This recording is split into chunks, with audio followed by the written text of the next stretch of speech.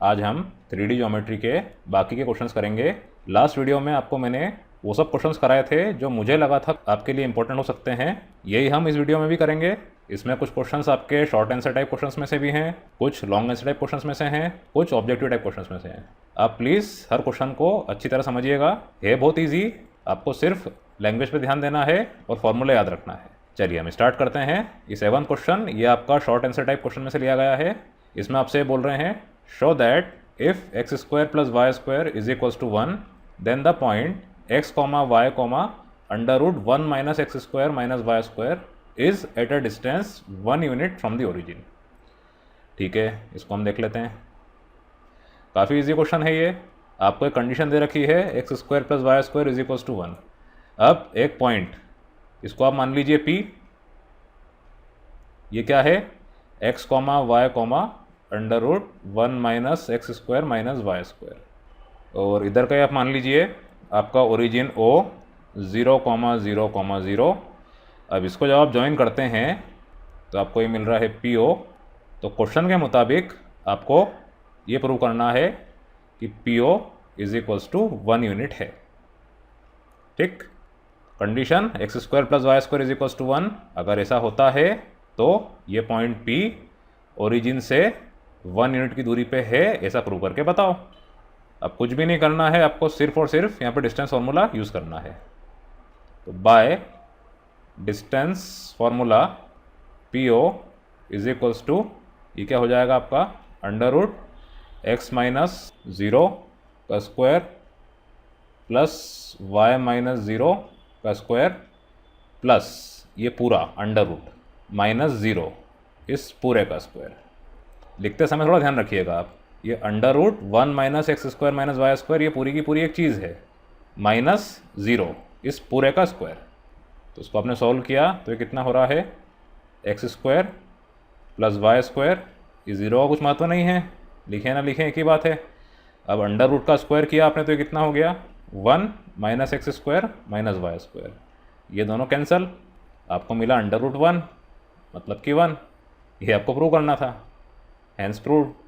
1 mark के हिसाब से ये क्वेश्चन पूछा जा सकता है। Then question 19, the mid point of the sides of a triangle are 1 comma 5 comma minus 1 0 comma 4 comma minus 2 2 comma 3 comma 4 find its vertices and also find the centroid of the triangle. Centroid की spelling थोड़ी सही कर लीजिएगा आप, OI आएगा। ये question थोड़ा सा ट्रिकी है। इसमें आप पहले सेंट्रॉइड फाइंड कर लीजिए और उसकी मदद से जो वर्टाइसेस हैं उसके कोऑर्डिनेट्स हैं वो फाइंड कर लीजिए। देखिए पहले हम एक ट्रायंगल बना लेते हैं ABC। इसमें आप A मान लीजिए x1 y1 z1 B z3। अब AB BC और AC के मिड पॉइंट्स इनको हम मान लेते हैं E F और G। तो आपका E क्या है 1 comma 5 comma 1 minus 1 sorry F और G। अब इसमें आप एक चीज़ का ध्यान रखिए कि सेंट्रॉइड जिसका फॉर्मूला होता है x1 plus x2 plus x3 by 3 y1 plus y2 plus y3 by 3 and same for z। आप सेंट्रॉइड को ऐसे भी निकाल सकते हैं या फिर मिड पॉइंट्स के कोऑर्डिनेट्स की हेल्प से भी निकाल सकते हैं। जहाँ जहाँ आपने x1 x2 x3 लिया है वहाँ पर आप मिड पॉइंट के कोऑर्डिनेट्स ले लीजिए, मिड पॉइंट्स के x कोऑर्डिनेट्स ले लीजिए। जहाँ आपने y1 y2 y3 लिया है वहाँ पर आप मिड पॉइंट्स के y कोऑर्डिनेट्स ले लीजिए। देखिए जो मैं कहना चाह रहा हूँ, सेंट्रॉइड में आपका x कोऑर्डिनेट, या आप ना भी लिखें, it is understood, x1 plus x2 plus x3 by 3 आप ऐसा भी कर सकते हैं, और यहाँ पर आप 1 प्लस 2 प्लस 0 बाय 3 ऐसा भी कर सकते हैं। ये मैं कहना चाह रहा हूँ, ये दो तरीके से सेंट्रॉइड आपके निकलते हैं।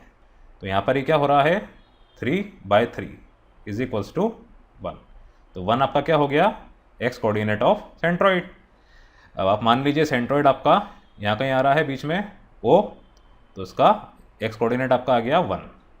अब कॉमा इसी तरह से मैं y के लिए कर लेता हूँ, ये आपका हो जाएगा 5 प्लस 3 प्लस 4 बाय 3 मतलब 4। तो ये हो गया 4 1 कॉमा 4 और z कोऑर्डिनेट मतलब 1 बाय 3। तो 4,1/3। तो ये आपका एक आंसर हो गया, सेंट्रॉइड 1,4,1/3। अब देखिए क्वेश्चन कितना आसान हो गया। यहाँ पर मैंने x1 + x2 + x3/3 ये लिख रखा था। अब यही इक्वल टू क्या है आपका ये 1, तो इससे x1 + x2 + x3 की इक्वेशन आपको मिल जाएगी। और साथ में यहाँ पे आपका ई मिड पॉइंट भी है, तो x1 + x2/2 = 1 ऐसा भी हो जाएगा। तो कितना ईजिली आप ये सारी वैल्यूज फाइंड कर पाएंगे। तो now this implies x1 + x2 + x3 = 3। और साथ ही साथ आप देखिए E is the mid point of AB also S, तो x1 + x2/2, ठीक है, आप समझ गए, x1 + x2/2 = 1। तो ये आपको मिल जाएगा x1 + x2 = 2। अब ये पूरी वैल्यू x1 + x2 की आप यहाँ पुट कर दीजिए, तो इससे आपको क्या मिल रहा है, 2 + x3 = 3। This implies x3 = 1। अब x3 आपका आ गया 1, इसको आपने यहाँ पुट कर दिया 1, y3, z3। अब इससे आप x1 निकाल लीजिए, क्योंकि x1 + x3/2 = 2 है। तो now in AC as G is the mid point, x1 + x3/2, देख लीजिए आप, x1 + x3/2 = 2। This implies x1 + x3 = 4। x3 आपका था 1, तो x1 = 4 - 1 = 3। आपका x1 भी आ गया, x3 भी आ गया। उसी तरह से x2 निकाल लीजिए। अब x2 के लिए क्या लेना है आपको, BC, जिसमें कि f आपका मिड पॉइंट है और इसमें f तो 0 है, तो ये तो बहुत ही ईजी है। इसको यहीं कर देता हूँ ऊपर ही में, for BC f is mid point, तो x2 + x3/2 = 0, ये 0 था, तो x2 = -x3, x3 था आपका 1, यहाँ आपने निकाला था, तो x2 = -x3 = -x1, ठीक। तो x1 आपका 3 आ गया, x2 -1, x3 1। उसी तरह से आप y1, y2, y3 भी निकाल लीजिए। इसको मैं सॉल्व नहीं करता हूँ, इसको आप खुद कर लीजिएगा। आपको मैंने ट्रिक बता दी है, काफ़ी इजी था ये। इस तरह से आप सॉल्व करेंगे तो आपका टाइम बचेगा और वैल्यूज़ भी इफेक्टिवली निकल जाएगी। अब डायरेक्टली मैं y1, y2, y3, z1, z2, z3 की वैल्यू लिख देता हूँ। तो आपका A क्या हो जाएगा, 3, 4, 5, B -1, 6, -7, और C 1, 2, 3। ये आपका आंसर है सेकंड पार्ट का।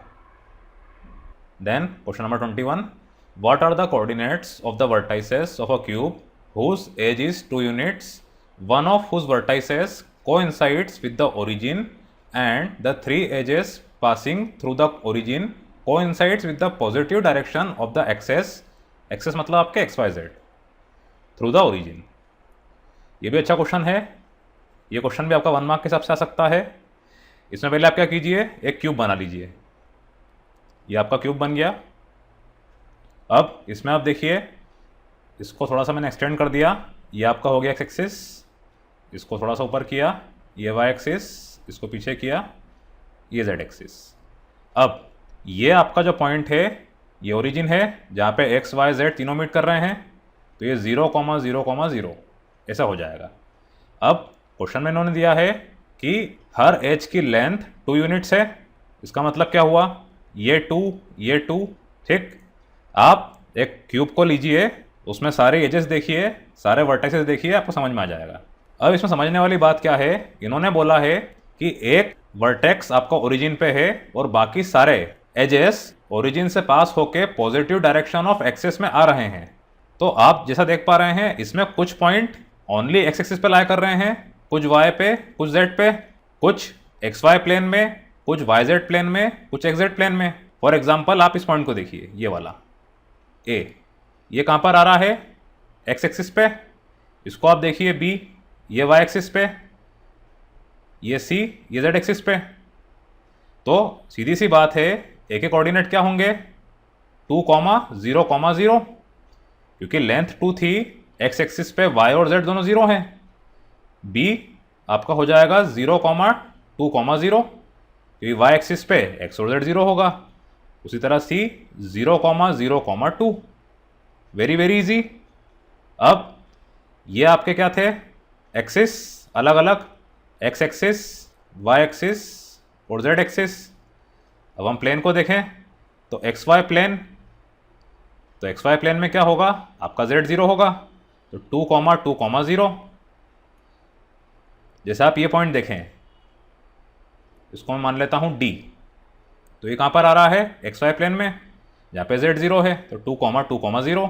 सिमिलरली वाई जेड प्लेन, अब मैं मार्क नहीं करता हूँ, आप समझ जाइएगा, ये आपका हो जाएगा 0,2,2, यहाँ पे एक्स 0 होगा। उसी तरह से एक्स जेड प्लेन 2,0,2, और एट लास्ट ऐसा पॉइंट जो कि तीनों में आ रहा है, ये पॉइंट आप देखिए, इसको मान लेता हूँ पी, ये एक्स वाई जेड तीनों में लाई कर रहा है, पी पॉइंट, तो ये हो जाएगा 2,2,2। इतने आपके कोऑर्डिनेट्स होंगे, 1 2 3 4 5 6 7, और एक आपका ओरिजिन 8। ये सारे आपके आंसर्स हैं। Then 32, if a parallel pipe is formed by planes drawn through the points 5, 8, 10 and 3, 6, 8 parallel to the coordinate planes, then the length of diagonal of the parallel pipe is, आपको बताना है। ये question तो बहुत easy है, do as directed है, इसकी बस लैंग्वेज थोड़ी कंफ्यूजिंग है।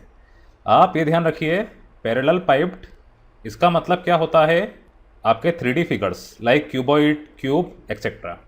जिस तरह से कॉर्डिलेटरल आप जानते हैं, 4 sided figure like square, rectangle, rhombus, उस तरह से ये 3D फिगर पैरेलल पाइप को हम कहते हैं। अब आप जानते हैं क्यूबॉइड की अगर बात करी जाए तो उसका डायगोनल की लेंथ कितनी होती है, √x1 - x2 का स्क्वायर प्लस y1 - y2 का स्क्वायर प्लस z1 - z2 का स्क्वायर। ये चीज़ आप पढ़ चुके हैं। और आप ऐसे भी सोचिए, आप आपके रूम को देखिए, रूम का आपने कोना लिया, उस कोने से आपने उसके ऑपोजिट साइड के रूफ वाले कोने को जोड़ा, तो ही जाके आपको 3D फिगर मिल पाएगा। ठीक, इसीलिए ये दोनों पॉइंट्स क्या हैं, कॉर्नर पॉइंट्स हैं और ऑपोजिट है, इतना आप ध्यान रखिएगा। तो मैं मान लेता हूँ ए आपका 5, 8, 10, बी 3, 6, 8। अब डायगोनल आपका मिलेगा ए बी को ज्वाइन करके, कॉर्नर टू कॉर्नर, तो ये हो जाएगा √5 - 3 का स्क्वायर, 8 - 6 का स्क्वायर प्लस 10 - 8 का स्क्वायर। बहुत इजी क्वेश्चन है, बस आप ये ध्यान रखिएगा, पैरेलल पाइप मतलब 3D figure like cuboid cube. तो ये मिल रहा है आपको 2√3, ऑप्शन नंबर ए, ये इसका आंसर है।